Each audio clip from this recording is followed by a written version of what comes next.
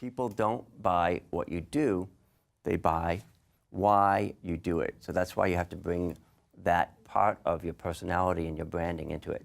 A couple of other guidelines and rules for that. So identify your core branding message, your why.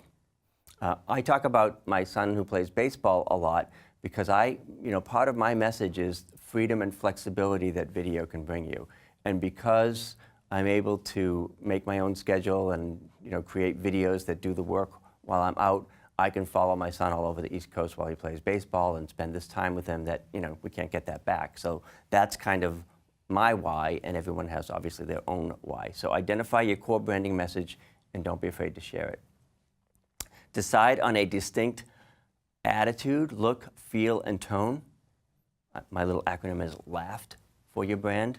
Look, attitude, feel, tone. That's things like colors, visual aspects of your brand, fonts, style, design. And again, that goes back to, your website is your home and your headquarters and your brand on the web. So that's a place where you really want to start and make it pop and make sure it represents your brand. So you got to think about things like that. I mean, I think it was Tony yesterday asked, oh, look at this lovely template. It's like, well, I purchased this template on purpose because I liked the branding and just the way it looked and the way it popped. So it's not just black and white PowerPoint, it's a template. Data. Yeah, what about sub-brands? So I have a main brand, and then I have one of my sub-brands is the Enlightened Leader Project, which is really targeting corporate clients. And I kind of feel like they kind of got to look different because they're a very different audience. I've got a general audience, a lot of students and younger people and all kinds of people. But then I've got the specific audience, and that sub-branding really has to look different. So do I have a different left for that than I do for my main brand? I would say if it's a completely different company, I mean, obviously sometimes people have one or two or three businesses, but if there's a unifying theme that ties them all together, then you could probably put them under one umbrella. And you might say corporate clients go here and private clients or something go there. So if you feel like there's a unifying theme that ties your whole brand together, you could include them all in one. Otherwise, it's not unheard of to have two different websites or two different brands.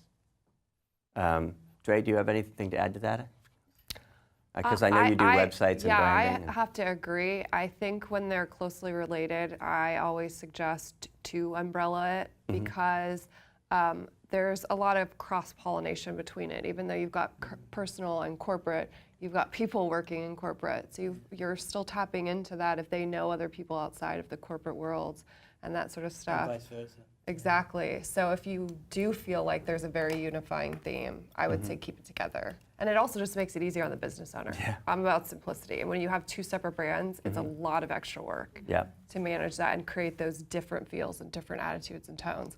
If it's still you and you're really the umbrella, you're the brand, and you have these other elements below it, you're the brand. So keep it all consistent. It's more about recognizing you and your expertise and your help. Thank you. That's really helpful. And that's another question that comes up quite a lot for your brand and even for your YouTube channel. It's like, okay, should I call it the company or should I call it my name? And I usually default to say, well, I would call it your name because that's probably not going to change, even though the direction of your company or your initiatives may change.